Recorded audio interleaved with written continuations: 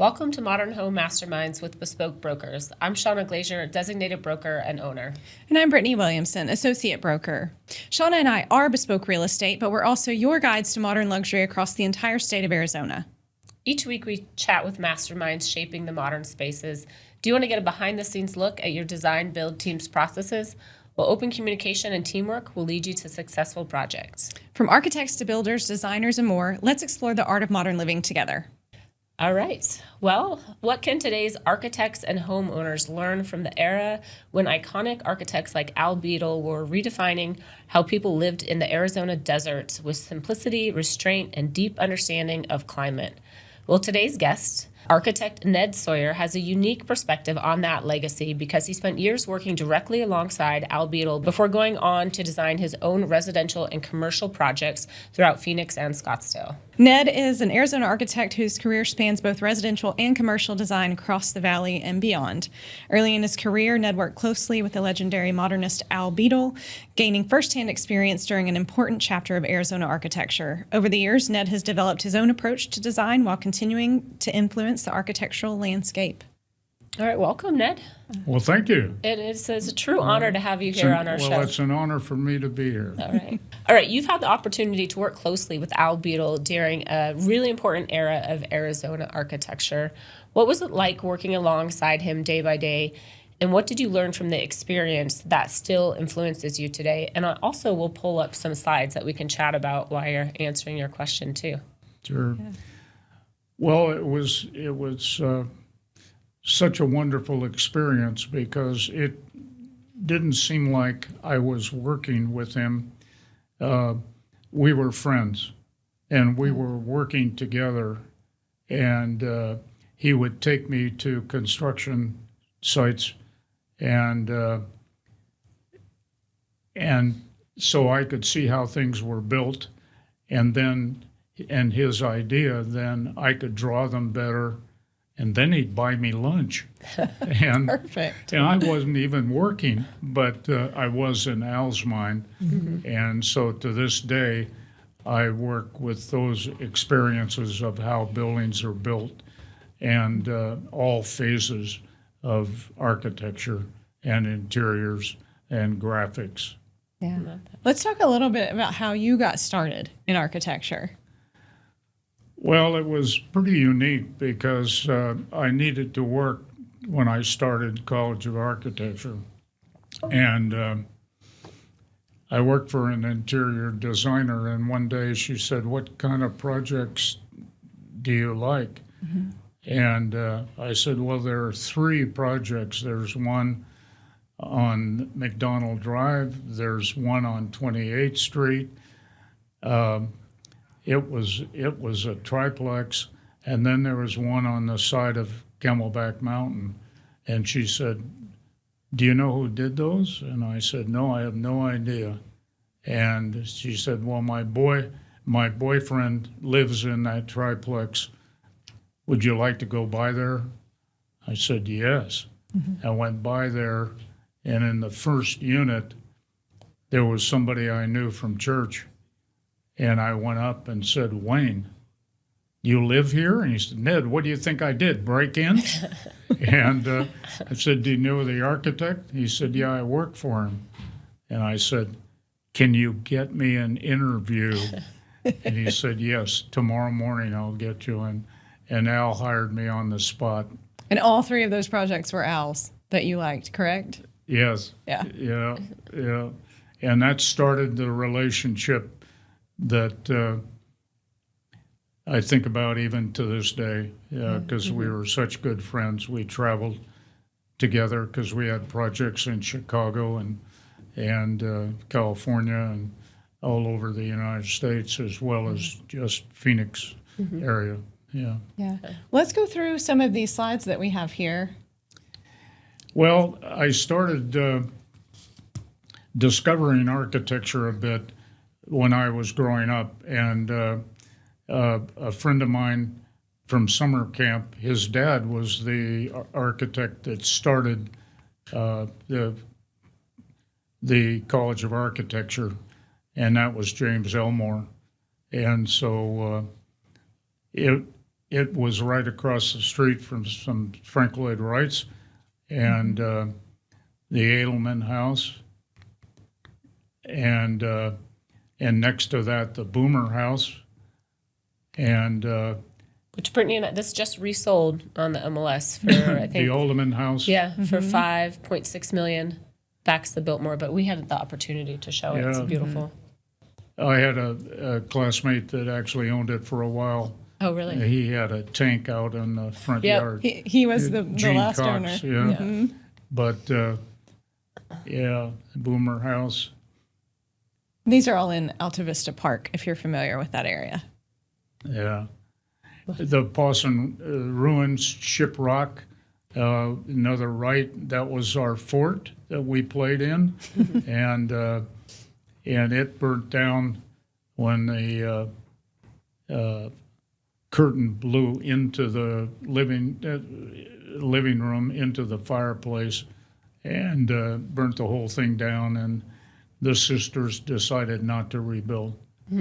Well, it's interesting when you say that you guys, this was like a fort that you would play on. Yeah. So for our listeners, this was built before 32nd Street popped through to Lincoln. Yes. So the house is actually in the middle of 32nd Street. And when the city approved cutting 32nd Street, they went to demo it, right? And I don't know the history on how, but a chunk of the house then was moved to the front of Alta Vista Park. And that's kind of the entry to this little modern community that has Frank Lloyd Wrights and Will Brewers and these cool things. But what did people lobby to keep part of this, or They lobbied actually to keep the whole thing, but Paradise Valley wouldn't let 32nd Street curve into around the base of the mountain. So it rises at that point, and then they had to knock it down. They tried to save some columns or something, but yeah. Yep. So there it is. Oh, there's so the curtains. This is Yeah. the actual picture of the There fire. on the here. right, you see the two-story glass window and curtains in the fireplace. That's what. Yeah. It's probably good that we have the shades that come down from above now, so we can avoid Yeah, this it situation. Could have done a lot of things that are a little more modern. Could have done it, but. And I joke about going back after all those Frank Lloyd Wrights and everything else to my Monopoly house that I call at Windsor Square. So this is the house you grew up in? This is the house I grew up in. Yeah. All right. I was part of the Rio Salado graduating class. It was going to start out as just a little park along the edge of the dry wash, and we came up with the concept, and Jim Elmore worked to get the Corps of Engineers and everybody and the city and everybody to buy into the concept. And of course today it's quite a monetary deal, which we knew if you put water in the People will come in and the build around. community that it would turn into something. So That's amazing that this was a project you worked on. Yeah. What year was this? Oh, class of 60s. class of 67, we actually, those that are still around here, we get together the first Thursday of every month, and we call it Liar's Lunch. And just to reconnect and I love that. everything. That's great. So these are the three projects that when the interior designer asked me about what I liked, and the upper left, those screens were now involved. The building is torn down, but we were able to save the screens, and at the Shemer Art Gallery, Art Center, we're building a pavilion that will be in the middle of what they're going to call the Beadle Sculpture Garden. That's great. So it's a nice way of keeping some Beadle architecture around. Is that White Gates? It is. Is it White Gates? Yes, that is White Gates. Wow, with that landscape. Yeah. Who's that guy? There's Al, and in front of the Novak house, one of the last houses that he did, and my wife's sister ended up buying it Oh, really? and lived there for a while. And that just recently resold again as Yes, well. it resold. It's Yeah, incredible. I actually did a design for a guest house out back of this house and a pool back in the same area. Because that house is very small. Yes, it is. It's That's really that's why one bedroom, maybe 1.5 bedroom, Yeah. or 1 bedroom and office. Well, she was a divorcee and actually met Al when she lived in the Boardwalk Apartments. And so we knew her there. And then she ended up selling and moving back to Tucson.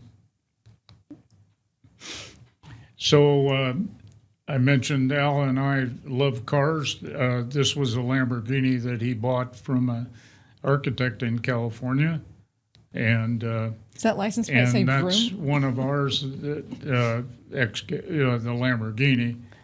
But that's my XKE that I restored and had. And then Bill and I were in California, and I happened to see this Ferrari, and it was being restored.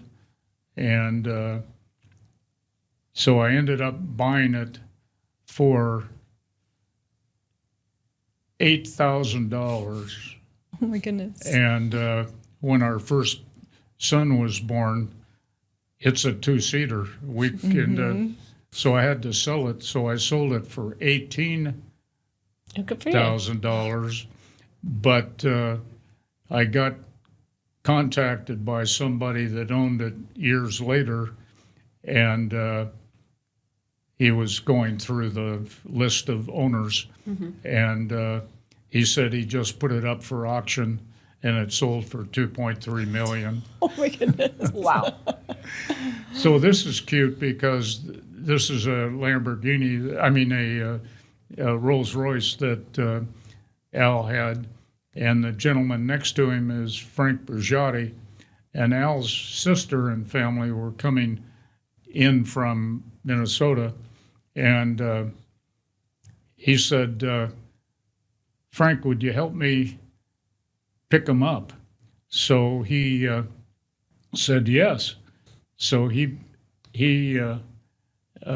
dressed up like a chauffeur and drove Al down there, and a cop said, "You can't park in front of here." Well, because they And were he going goes, to, they were going to a game, "We're right? here to pick up the Beatles." Yeah. And he said, "Oh, the Beatles," and they were coming to town. He thought the Beatles, the band. Yeah. That's But funny. at any rate, so one of the crazy things was that I became Sparky, and the idea was that Al would drive me out onto the football field, and Sparky would get out of an exotic car and then go. And so the dean found out about that, and he said, "You can't do that. You have lab every day. You can't miss a design lab, and you would have to travel with the team everywhere, and you'd have to practice."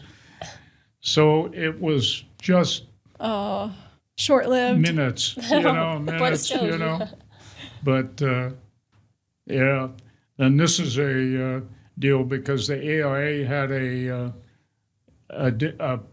dinner party and costume ball, and we knew Frank Cush, and so we arranged to get football uniforms for the ladies, and then the guys were cheerleaders. Yeah.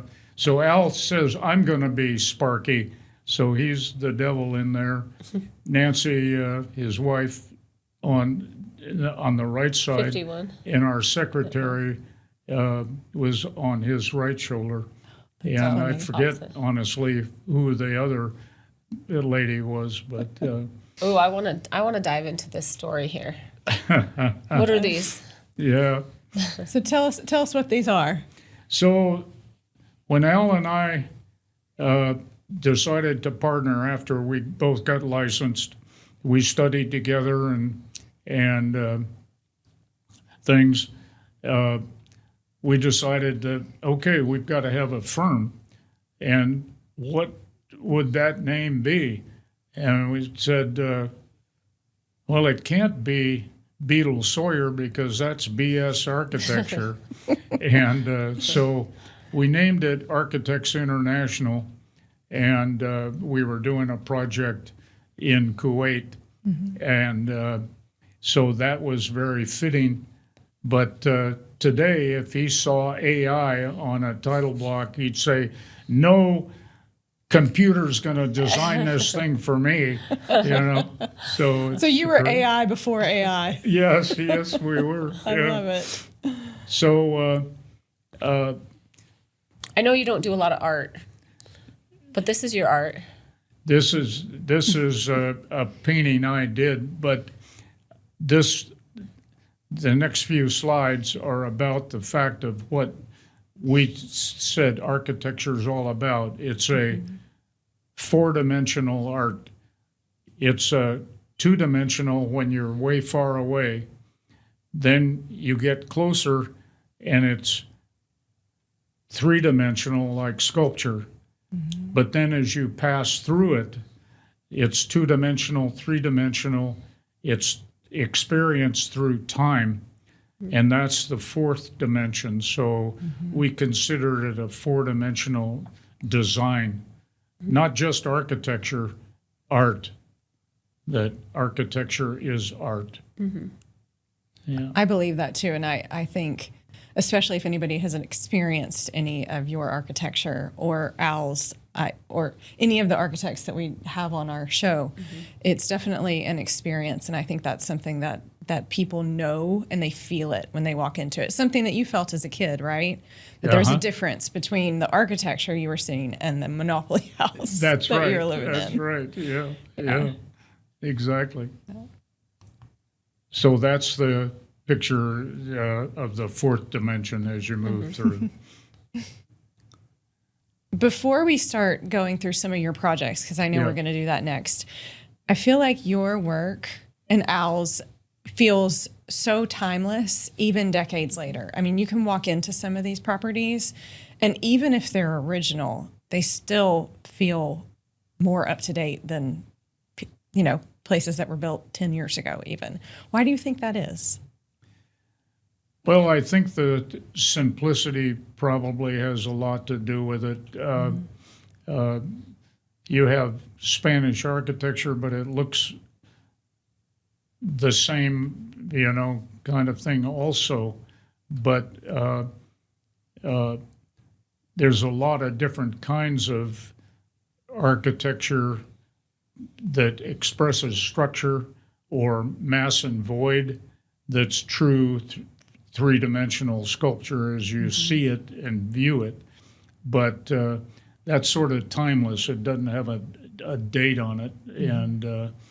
And so that's sort of the way we feel. I'm still designing the same concept in the same way today as we did back there. But when somebody sees something like that, they have no idea it was built in the 60s or the 50s or and you think of Ralph Haver, the simplicity of his houses that he did. And, I think that's it, the simplicity. It also, we found that it's less expensive to keep it simple, stupid. Yeah, but maybe less expensive and simple. It looks simple, but it's just as hard to create a good, simple design. Well, you still have to solve problems, and sometimes keeping it simple is a difficult thing. Because you can't hide it behind arches and columns and whatever. Yeah.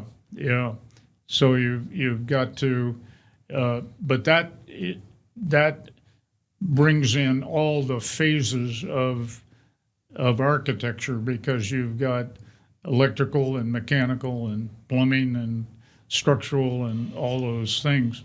So you have to think about all of those different phases when you're putting it together, and if you can keep it simple. Yeah. Let's go through some of your projects. I know our listeners would love to hear you talk about some of these. We love your stories. So Yeah, let's start Okay. with the Corbus. yeah. The Corbus residence, yeah. Built in the boulders. They wanted to build it in the boulders, and he said he'd love to have a boulder inside. And I said, you can't build a house big enough to put those boulders inside. So we used them as you move through. We used them as walls outside to create some exterior spaces. Have you seen this one? I haven't, but it does look like it's just tucked in there, like Yeah, amongst everything. It must have been hard craning that glass in or getting the glass in around the boulders. I'm I sorry. said it would have been hard getting the glass, the big pieces of glass in around the boulders. Well, we didn't get right next to the boulders. That's why you couldn't put it as part of the architecture. So the boulders are outside as you move through. You can see there's one over to the left, but and this is some steps going up to the house. Did you move any of the boulders, or were they are in the place that they were No, in? we raised the floor. There's a wash that goes underneath it, so that got us up. So we didn't have to. We might have had to move some small ones, but the house is stilted, and Okay. this is moving through the entrance, moving between some of those boulders. And you Wow. can see there how That's cool. the boulder creates an exterior space. So is this north of Browns Ranch in North Scottsdale? Is Sorry. it north of Browns Ranch This in North is at Scottsdale? Pinnacle Peak Yep. area. Oh, okay. Beautiful. Yeah, looking north, kitchen area. That's looking out, so it looks out to the boulders. And it's the Murphy house, north of Lincoln on the side. It was done to capture the views of downtown Phoenix. The family room was on the lower left, and I came in one day, and the curtains were drawn, and I said, Mike, why is the curtain drawn? And he said, because soon as I go in there, my eyes go right to my office down on Central Avenue, and I can't think about it. So I close it because I don't want to be at the office. I want to be in the house. You need to figure out how to plant like a tree in that exact. Yeah, I've been in this house. It's spectacular Yeah. architecture. Yeah. All right, Western Savings. Western Let's- Savings. some commercial. When I worked with Al, we did Gary Drake's house, and then when I opened the office, he called me and said, Ned, I need some Westerns down in Tucson, and what I want is a Beadle Sawyer kind of drawing. So this was the first one I did. And it had a 2-story space up above because they had what's called a Westerner club, and they would let people use the space. But what I did is I had this overlook so they could experience the bank itself. But it worked out good for them. Definitely looks like a giant Beadle box Sawyer design. This is The Goldman. Goldman residence is one of the very first also, and they're still in it. The kids won't let them sell it, and I had a call from the owner just the other day, and they want to do a guest house, and so they said we'll be there the rest of our lives. That's So, incredible. So when did you design this house, roughly? 70s. in the 70s, and they Yeah. are still there and wanting still there. you to add a guest house for them. 55 years. Yeah. Talk about That's a it. long career, a rewarding career, Yeah. and just gaining trust and loyalty from your clients. Yes. Yeah. This is the back patio, the living room, No wonder they don't want to leave. living room area, and of course it had a pit because that was the days. But this is the Goodman residence. That's before. It was the first house that I did, and they wanted to remodel it, so I turned it into a modern mass void type thing. The ceiling was very low, so I opened up the roof and we cladded the trusses and extended the roof up with north light, so that made that feel better and higher.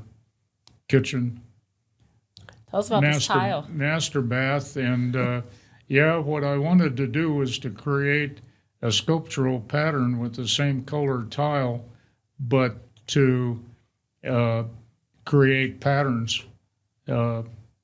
in a sculptural fashion, and so that worked out. That's great. This is another Western in Tucson, and this was all face brick, beautiful face Beautiful. brick.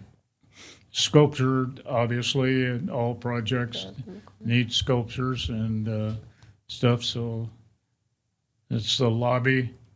We designed the desk and everything after some furniture that I selected with the soft corners, and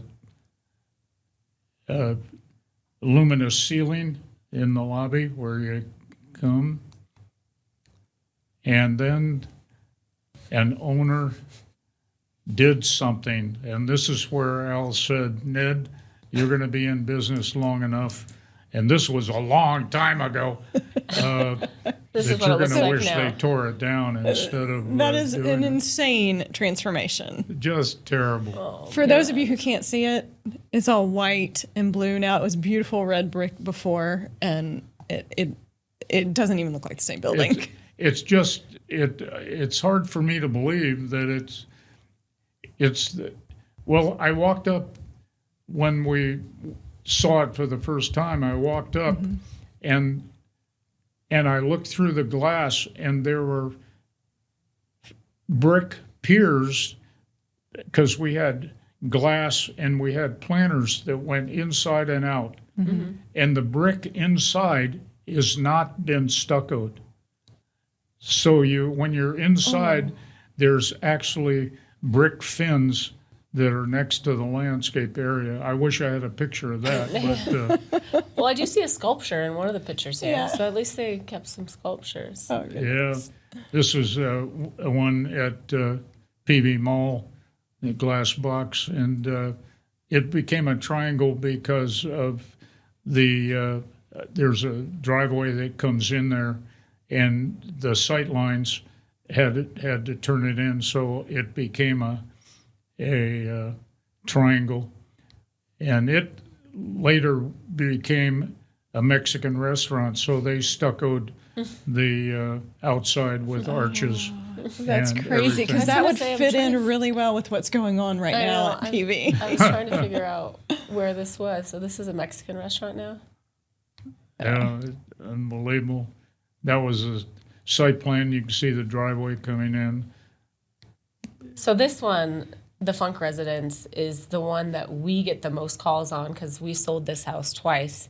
And people see it on our website and they are like, is it for sale? Can we see it? Can we have it? And the owner who owns it now absolutely loves it and isn't going to sell it. But Interesting. this was interesting. When our first client, we had it under contract, you actually came and walked through the property with him and told him some of the stories about why you designed what you were designing. So tell us about the Funk Residence here. Interesting. Yeah. No, it chose to, the wash goes through there, so we decided to use that as part of the deal design. and create an interesting entryway. And then wanted to use a masonry that this is sandblasted, so it has a desert tone and redwood. And that wash, I don't know if you can tell. I mean, this is the front door, but that wash goes all the way through the foyer to the outside to the back. So you're basically on a bridge when you walk into this house. The plan is sort of an H plan, and so it goes all the way past, and it's all glass on the backside. So and then the ceiling was raised so you could see adjacent mountains, and time of pits, and entertainment center, and there's lots of great hidden storage in there. The owner said, "What are we going to do for a chandelier?" And a friend of mine owned a store in Scottsdale that sold artistic type things. And I had just seen these light fixtures, and they're corrugated cardboard. And so I said, go buy 4 of these corrugated cardboard, and I'll make a chandelier. So I did that. And one of the first contractors and one of the first sales, that went away. The client didn't want it, but he still has it in his storage area. So if you ever need to use it in another house, you can get it from him. Try to use it there. There's the wash from the back, That's looking the back out at the front side of the lanai. Yeah. Kitchen. The kitchen is totally different now. I think it has a bull top kitchen in there now. Oh yeah. It's a Demery house, and sandblasted block also, sculpture. Chose the sliding glass entry door there, and the backside looks out onto a wash in the mountains. They wanted something a little different, so I gave them a master bedroom that overlooked the 2-story living room. And then there's blinds so you can shut the whole thing off, but you can also roll over and look at the view of the mountains nearby. So it's like a loft. It's more like a loft. Like a loft, yeah. There's the blinds. There's up above, and master bath with a stair outside, balcony, and a roof deck. The garage was at a half level, so that's why that stair was in there. The Kirsten Brothers studio, they were designed greeting cards and sold them all over the world. And this building was right near Scottsdale City Hall, and so I chose to do the mass void type white stucco thing. Is that building still there? It's there, but it's been remodeled. Okay. And that's another thing, but not as exotic as that other one, but defaced a little bit. This is the Martin residence right across the street from the Elmore residence. It was a 1-bedroom house to start. Sounds like you needed some real estate brokers back then to advise you to add a couple extra bedrooms for resale. Yeah, that's right. Well, there was a existing structure out back, and the husband used it as an office, but it was made out of concrete block as well. It wasn't designed real good. It was just real simple, but living room, fireplace, kitchen, looking out to the landscape, master bath. Garden Sunken tub. bath, yeah. Yeah. It was a Western Home AIA award winning, one of the awards I've won over the years. And I invited the client down to Tucson because the Western Regional Awards were down there. And they said, oh, we don't want to go. And I said, no, I'll drive. No, thank you, Ned. We appreciate it a deal.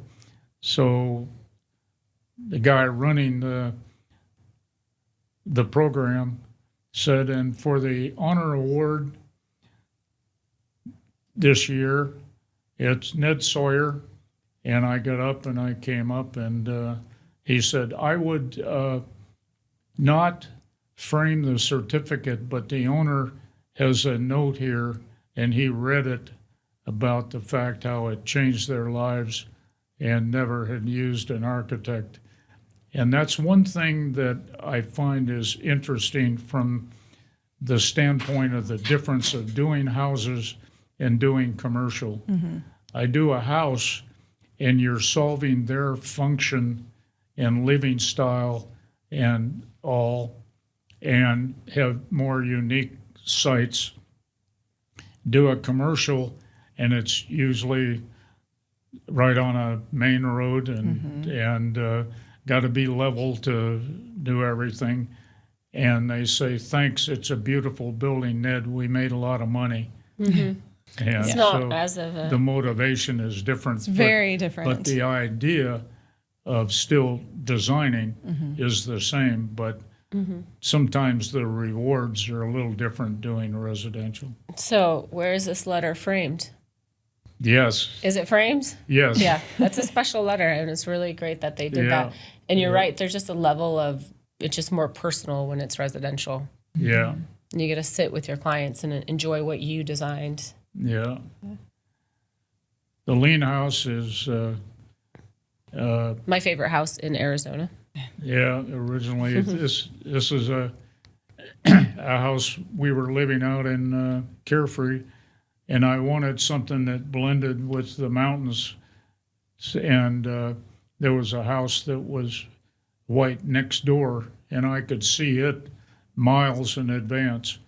But I got this. There's also there was a guest house that was done at the same time, but you can see it sort of has a flashed desert tone masonry kind of thing. The other thing that I discovered that I really like doing residentially is the fact that normally residential, you get in your garage and you enter the house through the laundry room because it's real close to the kitchen. But I discovered that that's not fair for the owners. They should have a nice entrance like you give people who come and guest.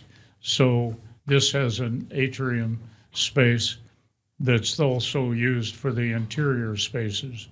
And then you can see the hillside and the, Yeah, and I don't know if our guests can see, but from the outside, from the front of the house, the south side of the house, you're actually facing Mummy Mountain. So you have all these beautiful Mummy Mountain views, which you can't see in the photos. But when you walk up to the house, you can see straight through the house, and you get all the northeastern views, the city and the McDowell Mountain. Yeah, I mean it is a stunning property up on the top of Hummingbird. yeah, we chose a site down.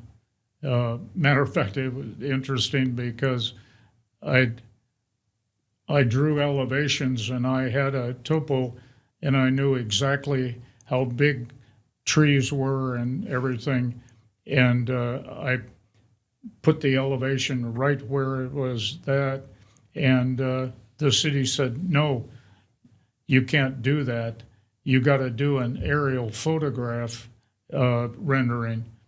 And he said, because that doesn't look real. And I said, that is real. That is where the columns come down and everything, and where the trees are. And I said, how many people fly over Seriously. a house design? Yeah. And so they said, well, you can do that or you can build a model. So the owner actually said they were trained as architects.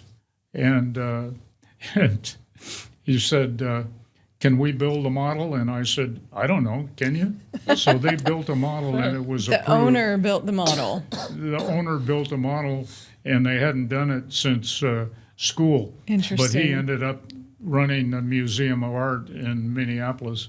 And so he never practiced architecture. Yeah. The Goodman showroom in Tucson, when they wanted to move their facility down there, I wanted to do something that grabbed you from the freeway because it was north of Tucson on the freeway. So I chose to create this 2-story lobby and this Mondrian, 3-dimensional Mondrian sculptural entrance kind of thing. So that's why these planes go inside and out of the deal, and it's their design studio, their warehouse, their showroom. Have you been in this And building? It's a cool building. yeah, You did a lot of work with the Goodmans, huh? You did a lot of work with the Goodmans, yes. right? Oh, you yes. did personal homes here and in Flagstaff, and then yeah, I did several commercial showrooms, one in Albuquerque and different places, and then 4 houses. oh Yeah, my Wow. goodness, yeah. I kept this slide in there because I love this sculpture. This is a little piece of art that I designed when I wanted to see if I could create something of interest. So I call it Bird, and with its wings down. it's so cute. And good. This is a house in Carefree, and what Al would do, he happened to have quit in the middle of this because the owner was doing a beehive fireplace in the corner of the living room, turning it, changing the architecture around, and so he quit. And then I heard, not to interrupt you, but I heard, did he quit a lot of projects in the middle of them? Because not a lot, but he was known turned for some quitting, down and yeah. stuff. Yeah, if it wasn't going his way. but Yeah. I got that as sort of a lesson. I would interview clients while they were interviewing me to decide if that was something that I thought I could be involved with. And that probably would have worked with Al. But this house, so they ended up, the people that did that ended up selling it. And they contacted Al because they saw the drawings that he did. And so he said, no. He said, I can't do it. I'm too emotionally involved. Call Ned Sawyer. So one of the things that they didn't do was the foyer and create that space. So I created that as Al had it and did it in stainless steel. So this And, was where the beehive was going to go? And the beehive was the beehive was in the down at the end of the living room there. In the corner. I had to redo the kitchen. They screwed that all up. I have been in this house, and I did hear the story about how the owner had messed with a lot of things, the fireplace, the kitchen, several things. Several and that's things. why Yeah, Al That's said interesting. goodbye. Well, they knew the story. Yes. I did these cabinets. This was a space that was sort of an office at home. It was circular to begin with, and so it was done, but it didn't have any cabinets, and they wanted to go ahead and put cabinets in, so I did these. So it was a working space What for a cool them. spot. Yeah. And they were horse people, so then I had to do a stall type thing that matched the house. So All right. Yeah. Modernism Week, This is Palm Springs, correct? in Palm Springs. Modernism Week. Very A famous. developer builder wanted to ask Nancy Beadle if there was a house that was never built that Al designed. And she said, well, we can go out to the archive, but I want Ned involved. He would know certainly more than I. And so we did that, and it was originally the Spencer House, and it was to be built on Mummy Mountain. But there was no sewer on Mummy Mountain, and there was no extension or anything, and it was solid rock. So Couldn't do a they septic. couldn't.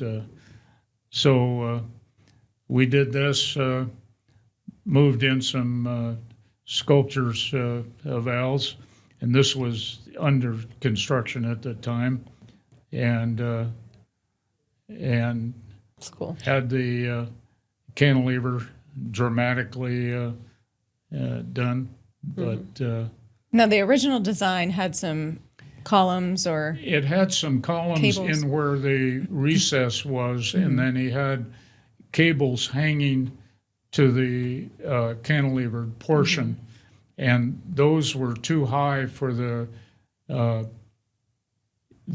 deed restrictions in the subdivision. So we had to change that and get the engineering done to allow the cantilever to stay. Yeah. So I'm still doing it because I love it. And we've got a new one to we've got a newer one to show everyone. Yes. A couple of Well, they're couple of not. new Yeah, things. you're still doing it after how many years? 55 years. well, at least, I mean, we go back to school when I was working with Al. That Yeah. was back in graduated in 67, so I started with Al in 60s. Yeah. So you take that, that's a pretty long time. It And is. so you have a few new things. This is one of So your new this ones. is a house that I designed for a gentleman that runs Sources for Design, Larry Lake, and it was designed for a site on the north side of South Mountain. Which we actually sold them that lot. Oh, yeah, Yeah. yeah, I'll be darned. It's a great piece of property. yeah, great views. Yeah. We need some more modern architecture over that way. Yeah, we do. So this is a very recent house in Paradise Valley, and it was designed on site, and they loved it. The family inherited. She originally grew up on that site, and they ended up having to tear down that house and build one that went to their needs. And so her husband had a office in the house, and then she had a guest house. And this is coming from toward the entryway. That's the south side, the north side, entryway, kitchen area, entry area. This wall that wanted, I've got lights up on it to shine the area and then define the entryway. Even the entry door is glass because it looks toward Camelback Mountain, and that was one of the primary design decisions. Yeah, it really funnels your focus in Yeah. with that wall. Really focused in on the Yeah, and mountain. gives some privacy to the rooms that are on the other side of the wall. Yeah, From yeah. guests One to just the walking other, by. yeah. This is stunning. Yeah, that's yeah, incredible. this is the living room, dining room. You can see the beyond the hallway going one end to the other. And this floating fireplace right here too. Yes, yeah. That's a little sitting area with a bar and a fireplace on three sides. I want to go back. It looks like that outdoor fire. Is this on the right? Is that like a cut-in fireplace? That's a fireplace. That's why I like that Yeah, detail. a fireplace waterfall combination kind Okay. of thing. Yeah, that's. Yeah. I think it's so cool to see the homes that you designed in the 70s and then the homes that you're designing today because the fundamentals are the same, but you have evolved over the Yeah. years. I think so. I think that's what you do, Yeah. But at any rate, it's still fun. Yeah. Yeah. It's still fun. That's why you're still doing it. All right. Well, talking of fun, we like to do a little rapid fire questions that you can answer real quick. Okay. You ready? Yeah. All right. Who is your favorite architect? Well, it has to be Al Beadle, Yeah. to be honest with you. Sure. I Yeah. love it. Yep. After all these years. Yeah, that was an easy one. Yep. What do you think is the best designed building in Arizona? Well, it's not Arcosani. We agree. We've toured how- Arkansas yeah. as well. Well, Al and I we were up in, we flew into San Francisco when we were doing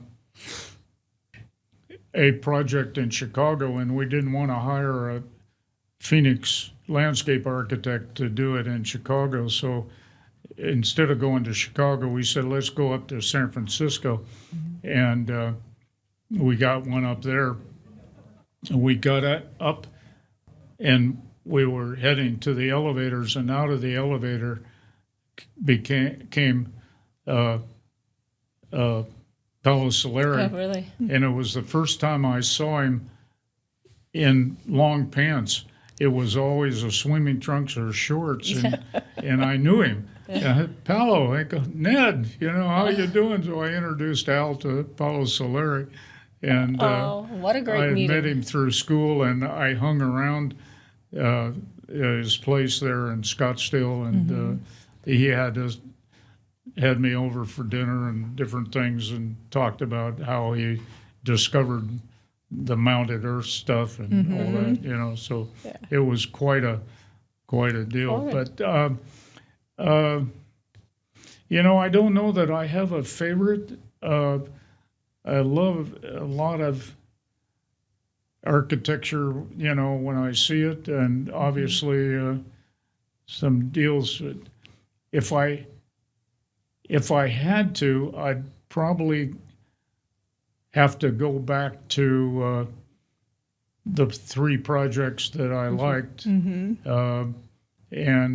probably choose the McDonald house because the wash went underneath it, and I spent so much time there before Al sold it to build the boardwalk. But we had a lot of time there.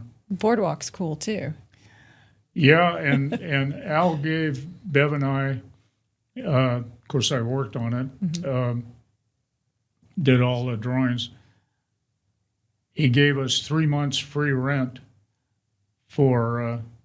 and there was a building in the back that had 2 units, and Al took the living room wall out because he sold a McDonald house, and so they moved in there, and then there was one back next to that, and so that was what he gave us for our wedding present, was 3 months free rent. And when it was over, he said, "Do you want to start paying rent? Or are you going to manage it for us?" And so he was smart, so we said no. We were still in school, and Bev's parents were in the apartment business and management, and so that was clever because we could ask them, and so we did that, and then he sold it, and then the other owner said, "I don't want you by the pool anymore. I want you up front, so when people come up, you're right there." So then we managed it for him until we and 2 other couples that were living there bought the Triad, and then we moved in the Triad. So we hung around a lot of Beadle architecture. You've lived in a lot of Beadle architecture. Yes, we did. That's incredible. Well, and that McDonald home is still there. It's still up, right? Have you been? Yeah, it's still up. We ride bikes on that too. So on it. But the lady that originally bought it from Al was really nice, and we knew her. But Okay. yeah. All right. What's the most important thing a young architect should learn? I think honestly, how buildings are put together. How to build. They're going to have enough training with design sequences and different things like that, but you still have to build it, and if you're going to keep the aesthetic, then you have to know something about structure and how you frame it, and how you do this and how you do that. And so that goes right down to mechanical. The Funk House you know, that module that went clear from one end of the living room to the other. For the AC. It had a hallway behind it because we had the window above it. And I went there when the framing was up, and the mechanical guy was running his ductwork down that hallway. I said, "What are you doing?" He said, "Well, mechanical, I got to get mechanical down to the kitchen and like that." And I said, "Did you look at the mechanical drawing that I did?" And he goes, "Well, floor plan." I go, "I've got a duct that comes down and goes under the slab, and there's a linear diffuser in that area, so that when you walk down that hallway, you have the high ceiling and you look over it, and that linear diffuser to this day still cools and works. heats the whole space." And he goes, "I'll be darned." But that's an aesthetic, how you solve a functional problem, both for spatial, but also the mechanical, work the mechanical in. What's the best neighborhood for architecture lovers in the valley? Best neighborhood? Yeah. Paradise Gardens. Yeah, Well, we talked probably, about Alta Vista Park. Well, you can say Paradise probably, Gardens. probably. I'd put North Phoenix in there a little bit too, because a lot of things have been torn down and people chose to do some modern thing. But I think Paradise Valley has such and everything probably Paradise much Valley. better. Yeah. If you were an architect, what do you think you'd be doing? What would I be doing if I wasn't an architect? I thought I was going to be an engineer because my uncle was, but I tore my ACL, so I couldn't be a football player. and Well, who knows where you would have gone if you had been able to be Sparky for all that time. Oh, goodness. But, Ned, it's been so wonderful having you here today. that's It's been so wonderful having you here today. Oh, you're very kind. Thank you. It's been fun. We're going to link all of your contact information in our show notes so that our listeners, if they want you to design them a house, can find you. Oh, How about that? okay. Okay. All right. Oh, that's Thanks, very Ned. kind. This has been an honor. Oh, my goodness. Thank you for considering it. My Yeah. goodness. We know, loved it. Anytime to talk architecture, it's fun. We love it. All right. Well, that's it for today's episode Okay. of Modern Home Mastermind. If you've enjoyed the show, please subscribe, like, and rate. Thanks to our guest for sharing his insights, and to you for learning about everything modern with us. And if you're ready to take the next step in your real estate journey, please reach out to us at Bespoke Real Estate. And until next time, keep living, loving everything modern.